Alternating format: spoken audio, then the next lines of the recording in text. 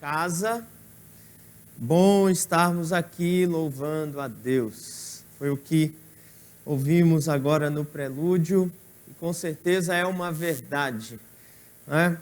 Muito bom poder, juntos como igreja, prestarmos culto público ao Senhor. Depois de alguns meses sem poder nos reunir, voltamos na semana passada e estamos cada vez mais voltando aos poucos, né? Vamos orar ao Senhor pedindo que Ele nos abençoe nesse dia. Abaixa a sua cabeça.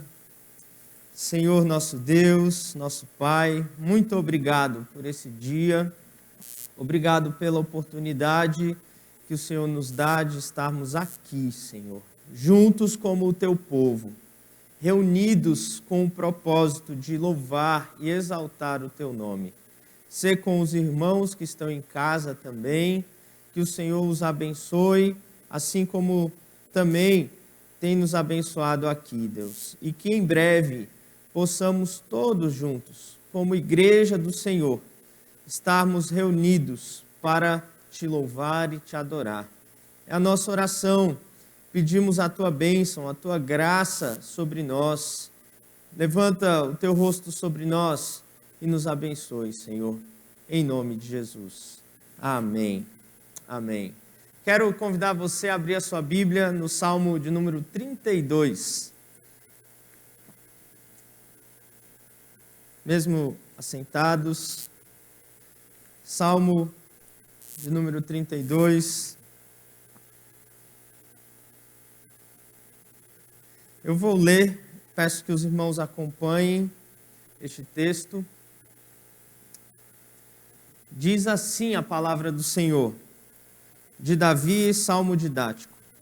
Bem-aventurado aquele cuja iniquidade é perdoada, cujo pecado é coberto. Bem-aventurado o homem a quem o Senhor não atribui iniquidade, e em cujo espírito não há dolo. Enquanto calei os meus pecados, envelheceram os meus ossos, pelos meus constantes gemidos todo o dia. Porque a tua mão pesava dia e noite sobre mim, e o meu vigor se tornou em sequidão de estio. Confessei-te o meu pecado, e a minha iniquidade não mais ocultei. Disse, confessarei ao Senhor as minhas transgressões, e tu perdoaste a iniquidade do meu pecado. Sendo assim, todo homem impiedoso te fará súplicas em tempo de poder encontrar-te. Com efeito, quando transbordarem muitas águas, não o atingirão.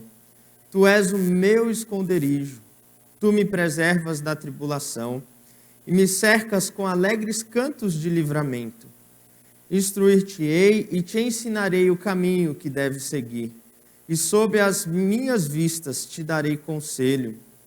Não sejas como o cavalo ou a mula sem entendimento, os quais com freios e cabrestos são dominados. De outra sorte não te obedecem. Muito sofrimento terá de curtir o ímpio, mas o que confia no Senhor, a misericórdia o assistirá. Alegrai-vos no Senhor e regozijai-vos, ó justos, exaltai vós todos os que sois retos de coração. Alegrai-vos no Senhor. Nós ouvimos a palavra de Deus quando encontramos alegria no nosso Deus que perdoa os nossos pecados. Quero dar a você um tempo para que você ore ao Senhor, confesse os seus pecados diante dele, para que juntos entremos com ações de graças diante da presença do Senhor. Vamos fazer isso agora?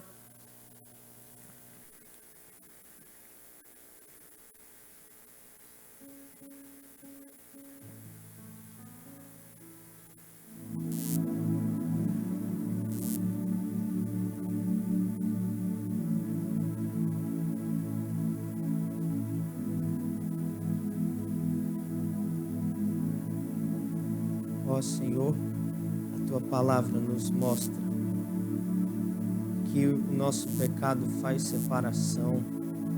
A nossa iniquidade é ofensa contra o Senhor.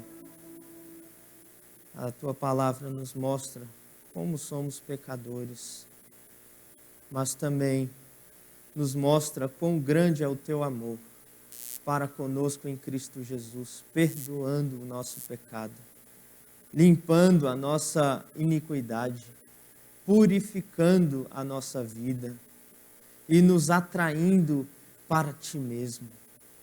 E nós, nesta manhã, nos achegamos a ti, Senhor, sabendo quem somos, conhecendo o nosso pecado, mas conhecendo a tua graça que superabunda sobre o pecado, que é mais abundante, que é maior, que é mais poderosa do que o nosso pecado. E te louvamos por isso. E por isso nos apresentamos confiantemente ao trono da graça.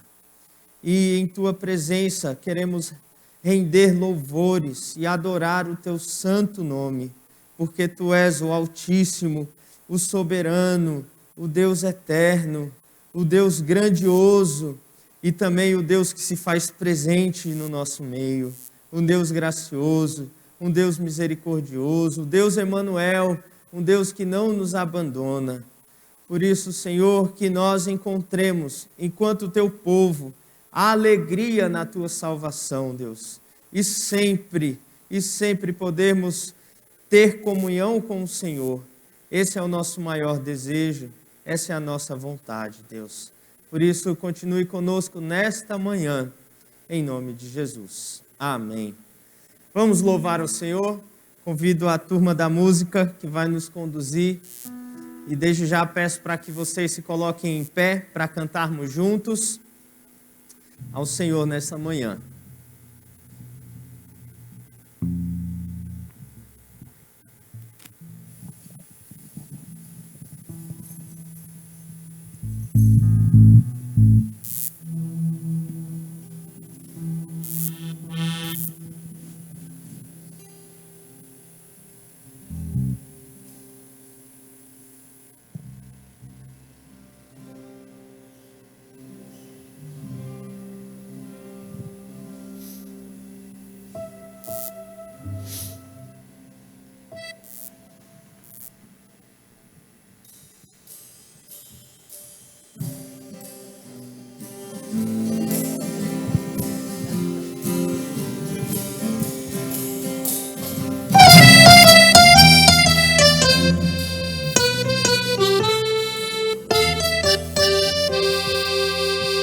Tu és soberano sobre a terra, sobre os céus tu és Senhor absoluto. Tudo que existe acontece, tu sabes muito bem, tu és tremendo. Tu és soberano sobre a terra, sobre os céus tu és Senhor absoluto. Tudo que existe acontece, tu sabes muito bem, tu és tremendo. E apesar dessa glória que tens, tu te importas comigo também. E esse amor tão grande eleva-me, amarra-me a ti. Tu és tremendo, tu és tremendo, tu és soberano sobre a terra, sobre os céus tu és Senhor absoluto. Tudo que existe acontece, tu sabes muito bem, tu és tremendo. E apesar dessa glória que tens, tu te importas comigo também. E esse amor tão grande eleva-me, amarra-me a ti. Tu és tremendo, tu és tremendo.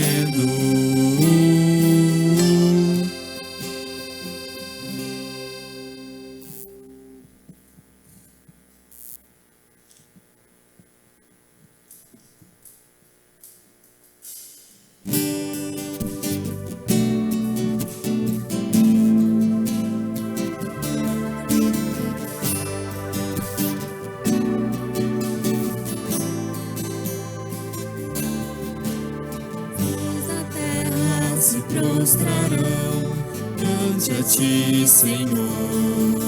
Sim, os poderosos virão a ti e confessarão o teu poder, Senhor. Os reis da terra se prostrarão ante a ti, Senhor. Sim, os poderosos virão a ti e confessarão o teu poder, Senhor. Não apenas de palavras, reina hoje. Não apenas de palavras, reina hoje. Reina hoje, reina hoje entre nós, Senhor. Reina hoje entre nós, Senhor.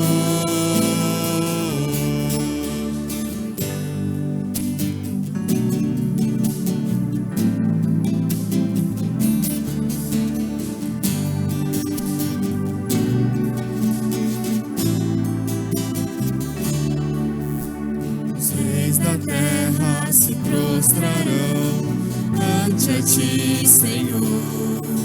Sim, os poderosos irão a ti e confessarão o teu poder, Senhor. Não apenas de palavras, reina hoje. Não apenas de palavras, reina hoje. Reina hoje entre nós, Senhor.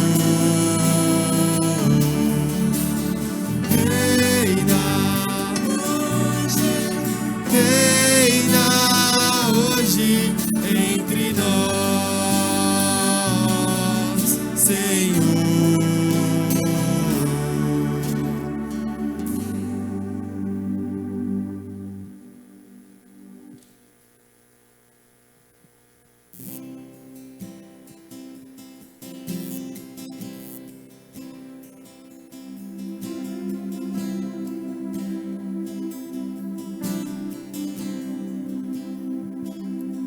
Venho a ti me confessar, pra minha alma descansar. Sem tuas mãos perdido estou, guia-me por teu amor.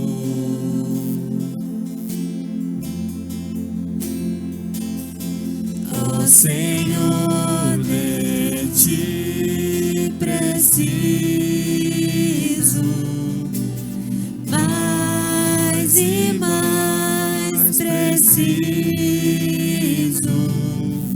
meu defensor, justo e fiel, de ti eu preciso.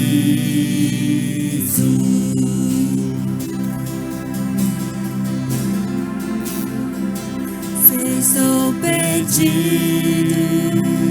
encontro a graça, e onde a graça tu estás. Se estás aqui, a liberdade, tua vida em mim é santidade.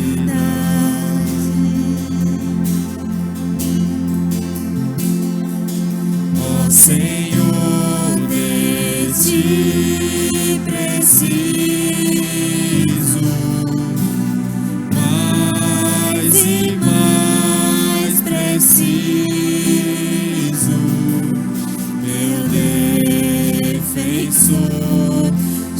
justo e fiel, de ti eu preciso.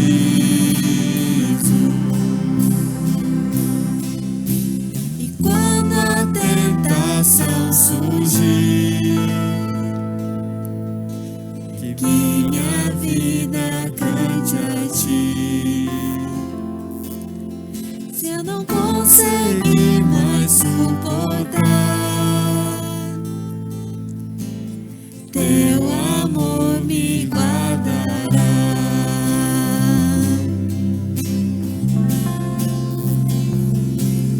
Ó Senhor, de ti preciso, mais e mais preciso, meu defensor, justo e fiel, de ti eu preciso.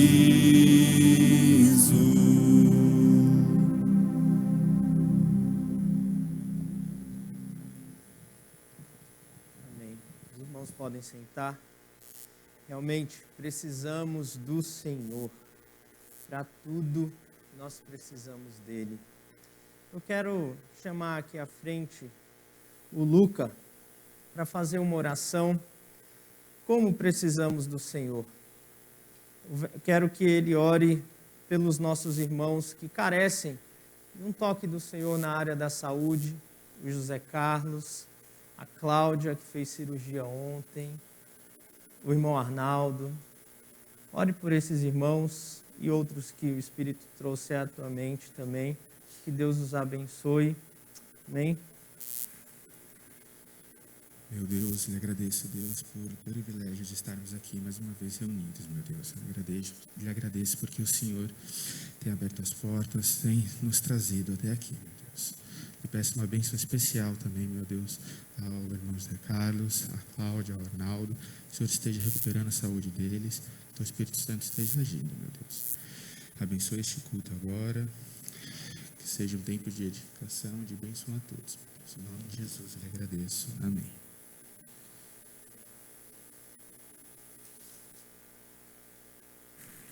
Vamos meditar um pouco na palavra do Senhor.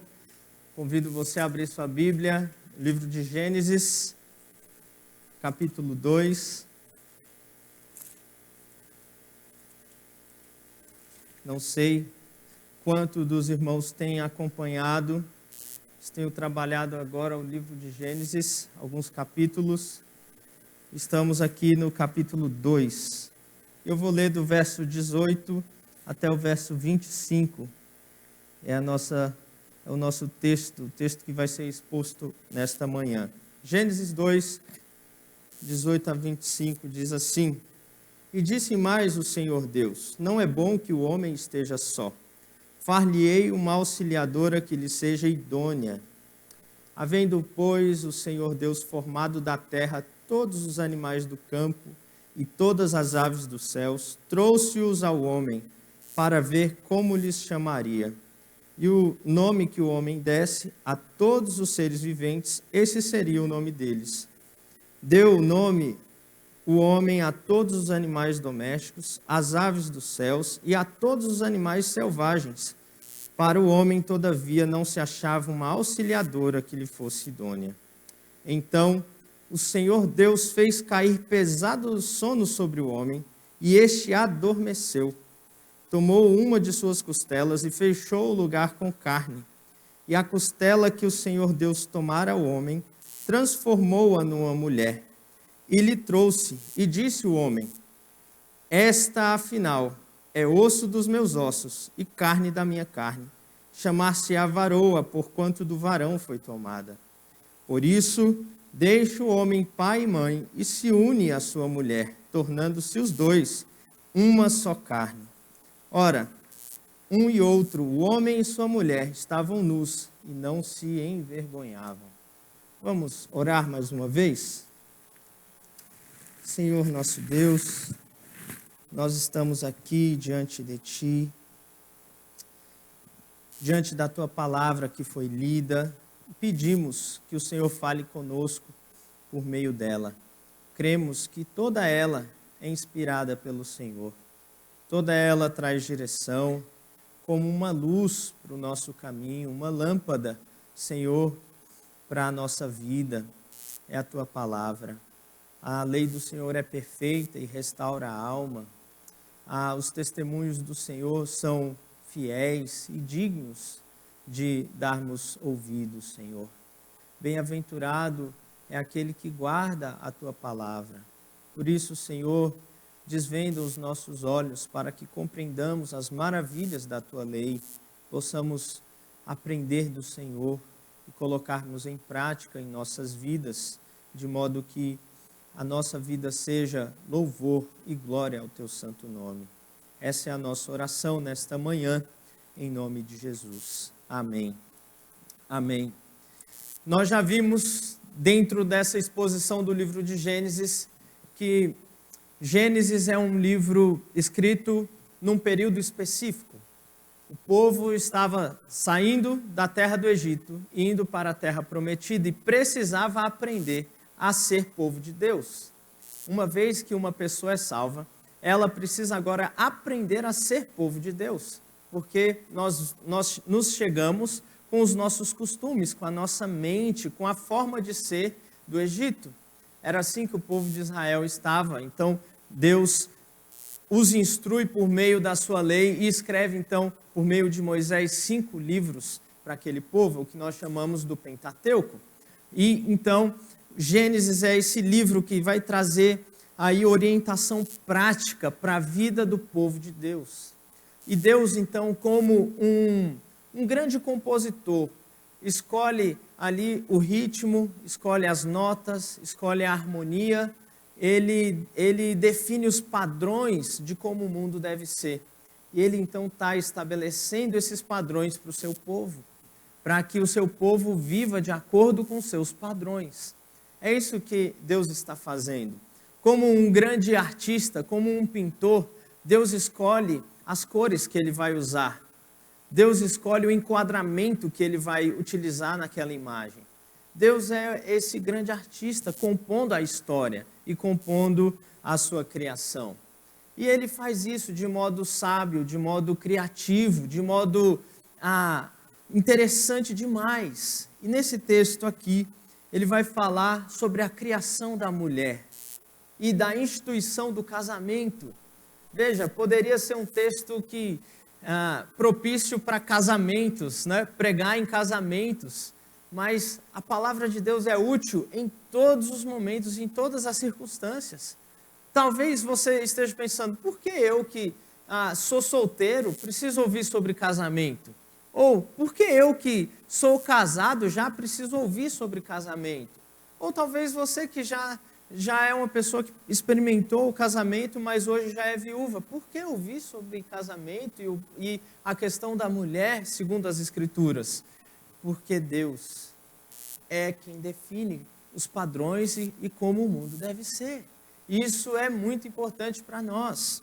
E é sobre isso que esse texto vai tratar. E olha como ele começa no verso 18.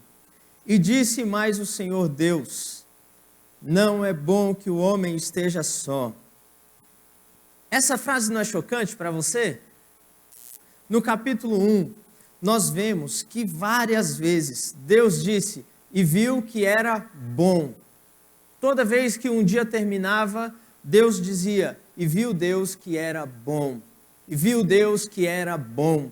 Mas aqui nós estamos pensando no 6º dia, Deus vê algo que ainda não está bom. E Deus vê que o homem viver sozinho não é bom. E Deus então decide criar uma auxiliadora, uma outra pessoa, alguém que fosse correspondente para que o homem não vivesse só no jardim. Porque a cena que o texto mostra para nós é o seguinte, o homem está no jardim e Deus traz os animais ao homem e o homem começa a dar nome aos animais. E o homem está ali representando Deus como o vice-regente da criação. Deus cria todas as coisas e coloca o homem como seu representante ali. E o homem então passa a dar nome aos animais. O homem passa a coordenar a cumprir o seu papel de servo de Deus no mundo. Mas algo não está bom. Ele não encontrava ninguém semelhante a ele.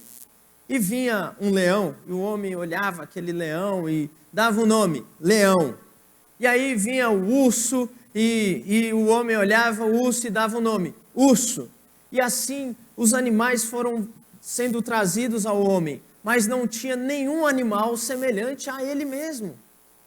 Nenhum animal conseguia se comunicar com ele, como outro ser humano faz. E é incrível isso, a diferença que existe entre um animal e um ser humano. Você já viu, talvez você tenha um cachorrinho e você coloca esse cachorro na frente do espelho. Aquele cachorro não tem consciência que o espelho está refletindo a imagem dele mesmo. O cachorro fica latindo pensando que é outro cachorro, porque ele não tem consciência a respeito da sua própria existência no mundo. Ele age por instinto. Os animais são assim, criados por Deus com esse propósito. Mas o ser humano é diferente. O ser humano não é um animal racional. O ser humano é um ser humano. O ser humano é uma criação especial de Deus. E o homem não encontrou nada parecido com ele em toda a criação. Nenhum animal se achegava. Nenhum animal parecia com o próprio ser humano, com o próprio homem. E Deus vê que isso não é bom. Deus vê que não é bom que o homem viva sozinho. O que nós podemos aprender disso aqui na palavra de Deus, meus irmãos? Podemos ver o princípio de que fomos criados para viver com as outras pessoas. Nós não fomos criados para viver sozinhos. Nenhum ser humano vive bem sozinho. Nenhum ser humano vive de acordo com o que Deus quer que ele viva se ele viver sozinho. Isso é, sem se relacionar com os outros. Lembram daquele filme, O Náufrago? Onde um homem está fazendo uma viagem e o avião dele tem um problema, o avião cai e ele sobrevive, mas sobrevive sozinho numa ilha deserta. E aquele homem começa a ficar doido, ele começa a querer companhia e ele encontra uma bola. E essa bola tem o nome de Wilson. E ele faz amizade com o Wilson, e o Wilson se torna o seu companheiro ali. Num devaneio, aquele homem tem conversas interessantes com o Wilson. E o Wilson se torna o seu companheiro na ilha. Que coisa interessante. Ainda que ele estivesse sozinho, o homem inventou uma forma de ter companhia. Porque fomos criados para viver com os outros. Não fomos criados para viver sozinhos. Toda vez que uma pessoa quer e tem preferência de viver sozinho, isso é, sem se relacionar com outras pessoas, essa pessoa está com algum problema. Veja, quando alguém está em depressão, geralmente ela não quer a companhia de outras pessoas. Veja quando você está mal em relação a Deus, quando você está mal em relação a alguém da sua família, qual é a primeira coisa que a gente faz? Querer ficar sozinho. Quando um crente começa a pecar, e então o que ele faz? Ele se afasta das outras pessoas, dos outros crentes, ele quer viver sozinho. Porque nós fomos criados para vivermos em comunidade, nos relacionando. E toda vez que nós não temos vontade de viver em comunidade, de nos relacionar com outras pessoas, é porque existe um problema muito sério na nossa vida. Um pecado, algo que está nos separando dos outros. Porque o pecado faz isso. O pecado distorce tudo aquilo de bom que Deus criou. Se Deus nos criou para nos relacionarmos com os outros, o pecado vai atuar em nossa vida para nos separar das outras pessoas. É isso que o pecado faz. Mas o plano original de Deus é que fomos criados para relacionamentos. Olha que coisa interessante. Não é bom que o homem esteja só. Não é bom. Não é bom. Viver sozinho não compensa. Não é esse o plano de Deus. Ainda que você não se case, ainda que você não construa uma família nesse sentido, porque 1 Coríntios capítulo 7, Deus institui também o celibato para algumas pessoas. Nem todas precisam se casar. O natural é que todos nós nos casemos. Mas Deus separa algumas pessoas para o celibato, para viverem sozinhas em relação ao casamento, mas não em relação a outras pessoas. Então a ideia é, Deus nos chama para vivermos em relacionamento com outras pessoas. Isso significa naturalmente o casamento para a maioria de nós. Mas para alguns significa viver no celibato, servindo ao Senhor, mas em comunhão com outras pessoas. Então, não é bom que o homem esteja só. Isso, para nós, faz muito mais sentido do que, por exemplo, para a cultura do Oriente Médio Antigo. Quando esse texto foi escrito para Israel, Israel era uma grande comunidade, era um grande povo. Até hoje, na cultura do Oriente Médio Antigo, e na cultura do Oriente Médio hoje, há um senso de comunidade muito mais forte do que no nosso meio. Nós vivemos num mundo muito mais individualista do que quando o texto foi escrito. Nós vivemos num mundo individualista, irmãos. O egoísmo, a falta de vontade das pessoas em se relacionar é grande, é visível.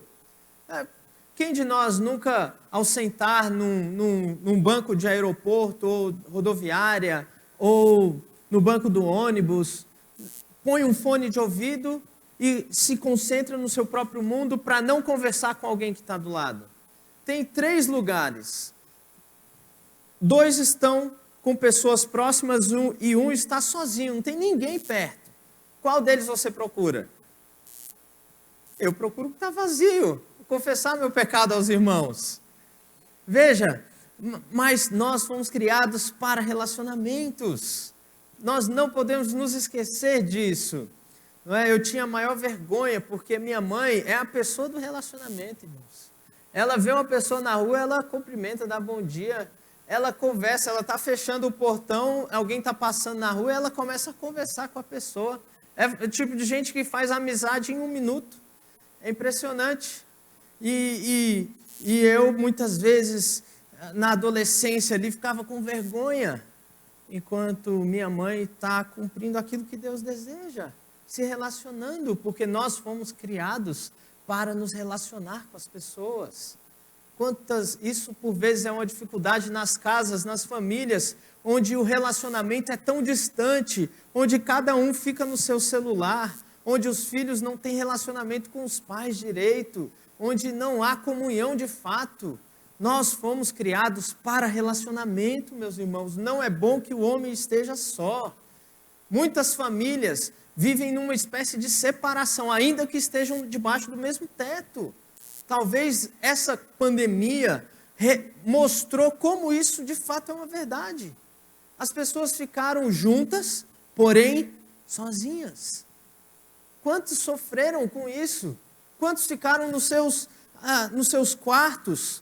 Quantos não tiveram relacionamento nesse tempo? Mas a palavra de Deus nos diz, nós fomos criados para relacionamento. Isso implica, por vezes, irmãos, ter que desligar o celular para ter relacionamento em casa. Isso implica, por vezes, direcionar a nossa rotina em casa para que estejamos juntos ali, sem televisão, sem internet. Isso implica termos momentos de conversa, porque fomos criados para isso. E quando desobedecemos ao Senhor nesta ordem, isso causa grandes prejuízos para nós. Mas o texto continua, e o texto diz, então far-lhe-ei uma auxiliadora que lhe seja idônea. Nós vimos que Deus, então, por conta do homem estar sozinho, decide criar alguém que seja parecido com o homem, que seja correspondente ao homem, que seja igual ao homem. E olha só o que o texto vai dizer então. Quando o homem estava lá com os animais, dando nome aos animais, e repare nisso, dando nome aos animais. Nós vamos falar um pouco mais sobre isso. Mas não se achava auxiliadora que lhe fosse idônea. O termo auxiliadora idônea significa alguém que vai ser criado para ajudar o ser humano. E essa pessoa criada para ajudar o ser humano é igual ao ser humano, é igual ao homem que já foi criado. O termo idônea poderia ser traduzido também como correspondente. Alguém que correspondesse ao homem. Alguém que fosse parecido, alguém que tivesse a mesma essência que o homem. Essa é a ideia do termo. E olha só o verso 21, então, o que acontece. Então o Senhor Deus fez cair um pesado sono sobre o homem, e este adormeceu. Tomou uma das suas costelas e fechou o lugar com carne. E Deus, então, agora põe a mão na sua obra e faz de modo especial a mulher. Da mesma forma que Deus faz de modo especial o homem, nenhum outro ser criado foi criado assim, com tanta proximidade. Deus pega, Deus forma com as suas mãos o ser humano, o homem do pó da terra, a mulher da costela do homem, e Deus dá forma àquela costela, e forma daquela costela um ser humano, uma mulher. É assim que Deus vai criando. A Bíblia, meus irmãos, tem uma alta consideração pela mulher. A Bíblia trata a mulher como um ser de grande importância. A Bíblia não é machista ou no sentido patriarcal, nesse sentido pejorativo, como muitas vezes é acusada. A Bíblia trata a mulher com alta consideração. Ela diz que a mulher foi formada de modo especial por Deus. A primeira cirurgia, irmãos. Veja, Deus põe um sono no homem como uma anestesia. O homem dorme profundamente. E Deus então tira uma costela do homem e cria uma mulher. Dá para compreender? Que cena maravilhosa isso! Que criatividade de Deus! Ele poderia ter formado a mulher do pó da terra também, como ele tinha feito com o homem. Mas Deus decide de modo sábio pegar a mulher da costela do homem, para que o homem entendesse, para que ela entendesse que eles são da mesma essência, para que ela entendesse que ela vem do homem. E olha que coisa interessante. Então, Deus traz a mulher ao homem, o homem acorda e encontra uma mulher na sua frente. E aí, nós temos a primeira poesia da Bíblia. E o homem olha para essa mulher e ele fica maravilhado. E olha só, você que é casado, fale isso para sua esposa. Ah, osso dos meus ossos, carne da minha carne. Que poesia bonita! Para nós parece sem sentido isso. O homem vira para a mulher e diz: ah, essa afinal é osso dos meus ossos, carne da minha carne. E ele faz um elogio à mulher, e ele louva a Deus pela vida da mulher. O homem fica maravilhado, porque não é bom que o homem esteja sozinho. O homem faz uma poesia dizendo: que coisa boa que Deus criou, que beleza Deus fez. O homem está encantado com a mulher criada por Deus. Veja então, a mulher é criada e a primeira reação do homem em relação à mulher é de encantamento. O homem está apaixonado, o homem está maravilhado com a boa criação de Deus. Esse é o padrão de Deus, meus irmãos. É assim que a mulher deve ser tratada, com encantamento, com romantismo, com respeito e admiração. Essa é a linguagem bíblica. Essa é a forma que Deus está ensinando ao homem a tratar a sua mulher. É dessa forma. Ah, como precisamos aprender com Deus. Aqueles que são solteiros, olhem para a palavra de Deus. É isso que Deus está mostrando. É assim que vocês devem tratar as suas futuras esposas. As meninas que são solteiras, olhem hoje para os rapazes. Eles são respeitosos, eles são educados, eles tratam a mãe deles bem, eles são cavalheiros. As mulheres têm que observar essas coisas, porque senão vocês vão se casar com homens que não seguem os padrões de Deus. E quando as mulheres se casam com homens que não seguem os padrões de Deus, elas trazem sofrimento sobre si mesmas, porque vão ser maltratadas, porque vão ser mal cuidadas. Mas não é o padrão de Deus. Deus deseja que a mulher seja bem cuidada, seja amada, seja admirada. Um irmão do passado, um puritano, escreveu algo muito interessante sobre isso. Ele se perguntou por que a mulher foi criada da costela do homem? Por que não do seu braço? Por que não da sua cabeça? Por que não de qualquer outra parte do corpo humano? Por que da costela?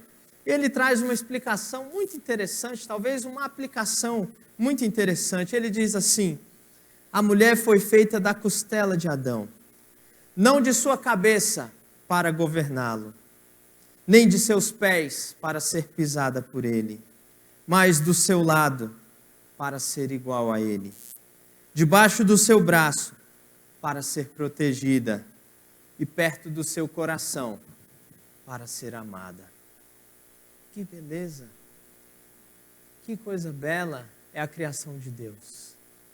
É para isso que Deus cria a mulher, para ser uma auxiliadora igual, correspondente ao homem. E olha a frase do homem, então, mostrando exatamente isso. Esta, afinal, é osso dos meus ossos, carne da minha carne. Adão está dizendo, essa pessoa é igual a mim. Ela é osso dos meus ossos, carne da minha carne. Ela é igual. Só que o texto não termina aí. Ele disse, chamar-se-á varoa, porquanto do varão foi tomada. Se na primeira parte da poesia, Adão ressalta aqui a igualdade da mulher ser igual ao homem, na segunda parte nós vemos uma questão diferente. A mulher e o homem são iguais e diferentes ao mesmo tempo. Isso biologicamente, isso em termos de funções, na família, na igreja, na sociedade. O homem e a mulher são iguais no sentido de serem criados à imagem e semelhança de Deus, com a mesma dignidade, com a mesma capacidade, com o mesmo valor humano. Nada há de melhor na mulher em relação ao homem. Nada há de melhor ao homem em relação à mulher. Os dois são iguais nesse sentido. Porém, tem funções diferentes na criação de Deus. Por quê? Porque Deus é o compositor que decidiu compor assim a sua criação. E Ele cria a mulher para ser auxiliadora do homem. Isso significa, meus irmãos, que ao homem Deus deu a responsabilidade de ser o governante, de ser o líder da sua casa. Quando a gente pensa na questão do casamento, Deus colocou o homem como líder espiritual da sua família e colocou a mulher como a sua auxiliadora. A mulher foi criada para auxiliar o homem na sua função de liderança. Mas a liderança é do homem e não da mulher. Veja o padrão que Deus está estabelecendo. E como é que a gente percebe isso no texto? Lembra que eu falei para você, o homem deu nome aos animais, agora o homem dá nome à mulher. E o homem diz, chamar-se-á, poderia traduzir mulher, porquanto do homem foi tomada. Deus estabelece que o homem, como seu representante, deve governar a sua criação, inclusive liderar a sua família. E o homem, então, dá nome à mulher. Dá nome, principalmente no contexto do Antigo Testamento, é exercer autoridade. Eu diria que no nosso contexto também. Vamos supor que você tenha acabado de nascer o seu filho, e eu chegue lá na sua casa para te visitar, e pergunto o nome do seu filho. Você diz, é João. Aí eu falo, não, João, não gosto desse nome. O nome do seu filho vai ser José. Agora, José? Mas como assim José? Eu sou o pai. Você não tem direito de chegar na minha casa e dar nome para o meu filho. Eu tenho direito, porque eu sou o pai. Eu tenho autoridade sobre ele. Você não. Imagina, o pastor Waldenberg pôs o nome do filho primogênito dele de Delosteni. Estou certo, pastor? Delosteni. Imagine eu chegar lá na casa do pastor Waldenberg e dizer, pastor, esse nome ninguém consegue falar. Esse nome, de onde o senhor tirou isso? É melhor chamar de Teté. né? E aí agora vai ser Teté. Pronto, é Teté. E virou Teté mesmo. Né? Mas tenho certeza que com a aprovação do pastor e da Beth. Porque quem tem autoridade é quem dá nome. Lembram da história de Zacarias e Isabel? Por conta da incredulidade ali de Zacarias, ele ficou mudo até o menino nascer. Quando o menino nasceu, a vizinhança fez festa, porque ela já era uma mulher idosa. E aí eles, qual vai ser o nome do menino? E eles queriam pôr Zacarias. Queriam que o menino chamasse Zacarias, que era o nome do pai. E a Isabel, relutante com isso e tal, então perguntam para Zacarias. E ele escreve, João. E o nome do menino ficou João. Por quê? Porque ele era o pai. Ele tinha autoridade para pôr o nome no filho. É isso que acontece. Quando o homem coloca nome nos animais, ele está exercendo autoridade sobre eles. Quando o homem coloca nome à mulher, ele está exercendo autoridade sobre ela. Mas não é uma autoridade autoritativa, não é uma autoridade opressora, não é uma autoridade que oprime a mulher, que diminui o valor da mulher. Pelo contrário, é uma autoridade servil, é uma autoridade amorosa, é uma autoridade dada por Deus para ser compartilhada num ambiente de amor, num relacionamento amoroso entre o homem e a mulher. Porque a Bíblia tem a mulher em alta consideração, meus irmãos. É isso que a Escritura vai nos ensinar a respeito disso. Deus cria a mulher para ser auxiliadora do homem. Igual em dignidade, diferentes em funcionalidade. Isso é uma lição que nós precisamos entender. Quantas famílias invertem os papéis? Quantas famílias o homem não exerce a sua autoridade, a sua liderança, o seu governo sobre a sua família? Ele não lidera a sua família no culto a Deus. Ele não lidera a sua esposa, ele não cuida do coração dela, ele não pastoreia o coração dela. Quantos homens estão falhando? Quantas vezes nós, homens, falhamos em relação a isso?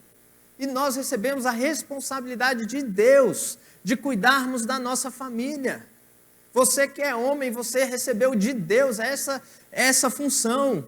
Você deve liderar a sua família no culto a Deus. Você deve orar por eles e com eles. Você deve ler a Bíblia com eles.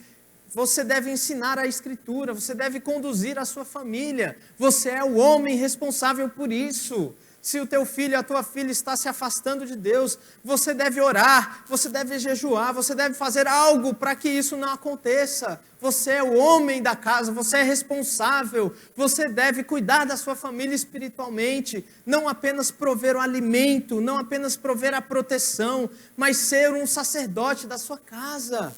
Porque Deus te criou para isso, meu irmão. Se você é casado, essa é a sua principal função. Porque o homem tem a função de liderar o seu lar.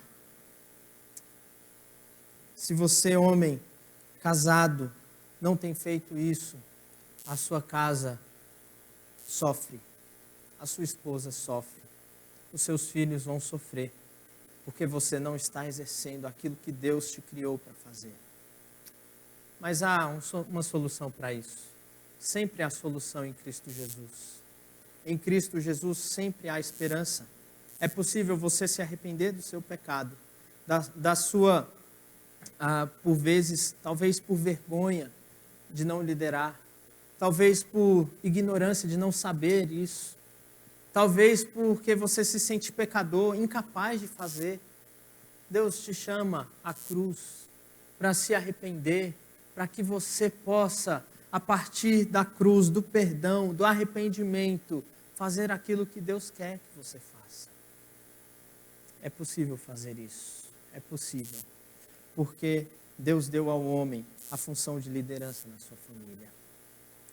E Deus deu à mulher a função digna de ser auxiliadora da sua casa. Essa é uma questão também delicada nos nossos dias. A Bíblia diz que a mulher deve ser submissa ao seu marido, como a igreja é submissa. a Cristo. E o marido deve amar a sua esposa como Cristo amou a igreja. Cristo é o padrão. Portanto, ser submissa não é ser menos, não é ser menor, porque Cristo é o padrão. Cristo mesmo se submeteu ao Pai. Inclusive, meus irmãos, a palavra ajudadora nesse texto aparece em diversas vezes no Velho Testamento, no Antigo Testamento, como Deus sendo o ajudador do seu povo. A mulher ser ajudadora, a mulher ser submissa, a mulher se submeter à liderança do seu marido, não a diminui em nada, pelo contrário, a dignifica. Mas quando há uma inversão de papéis, a mulher assume uma responsabilidade que Deus não deu para ela. Isso gera prejuízos na família. Nós vivemos num tempo em que há duas respostas ao relacionamento do homem e da mulher. A primeira, vamos chamar de machismo. É a liderança exercida de forma não bíblica. É aquele homem que diz, eu que mando aqui. É aquele homem que toma decisões sem levar em consideração a esposa, os filhos. É aquele homem que carrega umas tradições da família de que homem não lava louça, homem que é homem não faz isso, não faz aquilo. A tradição, por vezes agindo de forma machista e tratando mal a sua esposa. Essa é uma resposta que se pode dar. Quando a sociedade, o mundo enxerga isso, o que eles fazem? Eles respondem. Só que respondem também com uma resposta não bíblica, que é o feminismo. O feminismo é uma resposta não bíblica a um problema real. A liderança exercida de forma errada do homem. O problema é apontado de forma talvez até correta.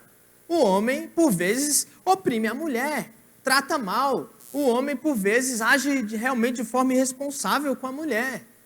Então, só o problema do feminismo. A resposta que eles dão também é errada. Por quê? Porque não olha a Escritura como padrão. Então, o que acontece? A mulher, então, não tem que ser submissa ao homem. A mulher não tem que se submeter. A mulher vai viver a vida dela de forma independente. A mulher é igual ao homem em todos os sentidos. A mulher não precisa ficar em casa no lar. Para quê? A mulher tem que conquistar a sua independência para não depender de homem nenhum. O pior disso tudo, meus irmãos, é que famílias crentes criam as suas filhas por vezes assim. Criam as suas filhas para não depender de homem, criam as suas filhas para não serem donas de casa, criam as suas filhas para serem independentes. Criam as suas filhas conforme o feminismo, sem perceber por vezes. Isso pode ser uma realidade. Nós precisamos voltar os olhos às Escrituras.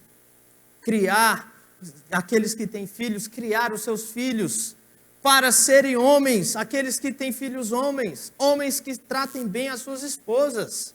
Criar as suas filhas para serem mulheres, donas de casa, mulheres que servem a Deus e aos seus maridos. Nós precisamos voltar às Escrituras. Eu não estou dizendo que a mulher não pode trabalhar fora de casa, não estou dizendo isso. Eu estou dizendo que Deus cria a mulher para ser auxiliadora do homem no seu papel de servir a Deus na criação. Isso envolve o trabalho de casa. Mas no mundo que vivemos, por vezes o feminismo ataca a Escritura nesse sentido. E é uma influência sutil. Nós, por vezes, nem percebemos isso. Nem percebemos. E qual é o resultado dessa forma que temos vivido? Cada vez mais as pessoas se casam cada vez mais tarde. Cada vez mais isso vai ser uma realidade se não voltarmos os olhos para as Escrituras. Por quê? Porque não somos criados para nos casar. E as pessoas vão fazendo 30, 35, 40, não se casam. Preferem continuar solteiros, sendo que não foram chamados para viver solteiros, não são celibatários. Tá? Porque aquele que foi chamado para viver solteiro, vai viver solteiro a vida inteira, sem problema nenhum com isso. Mas Deus nos cria, a maioria de nós, para vivermos num casamento. Olha só o que diz o texto. Por isso, porque a mulher foi criada da costela do homem, verso 24. Por isso, porque o homem dá nome à mulher. E é interessante o nome que o homem dá à mulher. Esse nome poderia ser traduzido como mulher, mas poderia ser traduzido como esposa também. Essa palavra no original, em muitos outros textos, é traduzida como esposa. A mulher foi criada, e já no contexto da sua criação, a mulher foi criada para ser uma esposa. Por isso, deixa o homem, pai e mãe, e se une à sua mulher, tornando os dois uma só carne. Aqui Deus dá o padrão do que é o casamento. O casamento é a união de um homem e uma mulher. Esse é o casamento que Deus institui. A sociedade quer mudar isso. A sociedade quer transformar isso. Mas talvez ela até consiga transformar isso. Mas diante de Deus, um casamento sempre será a união de um homem e uma mulher. O casamento é heterossexual. O casamento é monogâmico. Um homem, uma mulher. Não mais do que isso. E o casamento é uma união, uma aliança que o homem e uma mulher fazem diante de Deus e se tornam os dois uma só carne. Isso é o casamento, segundo a Escritura. Uma só carne. E olha só o verbo, deixa o homem pai e mãe. Veja as instruções claras que Deus nos dá. Quantos casamentos passam por muitos problemas porque não há um deixar pai e mãe? Continuam sendo ali debaixo da barra da saia dos pais, da mãe. E isso atrapalha o casamento. Sendo que a Bíblia é clara, deixa pai e mãe e forme uma nova família. Por vezes há problemas seríssimos entre sogra e nora, porque há uma intervenção. Há problemas sérios porque não há o deixar. Então, se você é sogra, você precisa entender que deixou, agora é uma nova família. O teu filho, a tua filha deve te respeitar, te honrar, porque é mandamento do Senhor. Mas agora ele constituiu uma nova família. A prioridade dele é a família dele. E você que é nora, que é genro, precisa compreender isso também. É preciso deixar pai e mãe para tornar uma nova família. Caso contrário, muitos problemas acontecem. Mas olha só como o texto termina. Ora, um e o outro, o homem e sua mulher, estavam nus e não se envergonhavam. Qual que é o resultado de viver conforme Deus estabelece nos seus padrões? O resultado é bênção, meus irmãos. Toda vez que nós obedecemos a Deus, toda vez que nós seguimos o caminho que Deus está traçando para nós nas Escrituras, o resultado é bênção. O resultado é vida abundante. Homem e mulher estavam nus e não se envergonhavam. Esse é o resultado. Pureza. O resultado o pecado não toma conta, o pecado não influencia, o pecado não direciona a vida. Não há vergonha no relacionamento entre eles. Claro que aqui a gente está falando no mundo antes do pecado entrar, no contexto antes do pecado entrar no mundo. Mas a ideia é que toda vez que nós obedecemos a palavra de Deus, nós colhemos bênçãos com isso. Porque Deus estabelece a maneira como o mundo deve ser. Eu não sei como está você nessa manhã, como está o teu casamento, como está o seu papel. Talvez você como mulher esteja sendo insubmissa ao seu marido, não honrando o seu marido. Talvez você, marido, esteja falhando na liderança da sua casa. Eu não sei como está teu casamento? Como está? Talvez você, solteiro, esteja vivendo sem preocupações a respeito desse assunto, esteja sendo influenciado pelo feminismo. Não sei. Mas eu quero dizer para vocês, meus irmãos, em Cristo Jesus há esperança de restauração. Para todo casamento, em Cristo Jesus há restauração. Para todo tipo de disfunção, em Cristo Jesus é possível restaurar. Porque Ele é restaurador. Se você se arrepender do seu pecado e crer que Jesus perdoa o seu pecado, você pode seguir a palavra de Deus e pode colher os frutos disso no seu casamento, nos seus relacionamentos. Não desista, não desista. Pessoas às vezes têm uma visão equivocada a respeito do casamento por conta de uma experiência ruim que os pais vivenciaram, ou que talvez ela mesma vivenciou. Mas o casamento é uma dádiva de Deus. O casamento é uma bênção, desde que você siga as orientações do Criador. Essa é a implicação. Quero orar nessa manhã. Senhor nosso Deus, obrigado pela Tua palavra. Te agradeço porque o Senhor orienta questões tão práticas da nossa vida, a nossa função quanto homem, quanto mulher, no casamento. O Senhor orienta tudo o que nós precisamos saber para viver uma vida piedosa e santa, nós encontramos na Tua palavra. Ela é suficiente para nós, para nos orientar, para moldar a nossa vida, para restaurar casamentos, para restaurar a nossa alma. A Tua palavra é suficiente, Deus. Nos ajude a praticá-la em nossas vidas. A minha oração é que os casamentos sejam fortalecidos com a Tua palavra, os relacionamentos sejam restaurados por Tua palavra. A nossa oração é para que no nosso meio as mulheres sejam bem tratadas, respeitadas, honradas. A nossa oração é para que os homens amem as suas mulheres com o amor sacrificial de Jesus Cristo. A nossa oração é essa, Deus. Faz isso no nosso meio, faz isso no meio do Teu povo, Deus. Oramos muito gratos a Ti em nome de Jesus. Amém. Amém. Graças a Deus pela palavra dele. Quero convidar aqui o pastor Waldenberg para fazer a oração final e impetrar a bênção também aqui no nosso meio, pastor.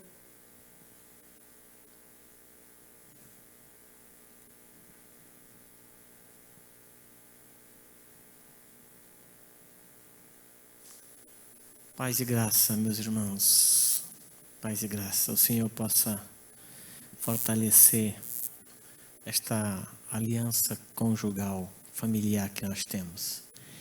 E que estar em casa seja estar no melhor lugar do mundo. A nossa família é o melhor lugar do mundo. Melhor do que o trabalho, melhor do que o hotel, melhor do que as viagens, melhor do que a igreja, muito melhor do que a igreja. É tão melhor que lá no céu vai ser família. O Senhor vai fazer uma família, não muitas famílias, mas uma família. Que coisa boa. Deus abençoe a sua casa, abençoe os seus relacionamentos e que a palavra de Deus tenha lugar na sua casa para fazer os efeitos. Senhor, obrigado, obrigado.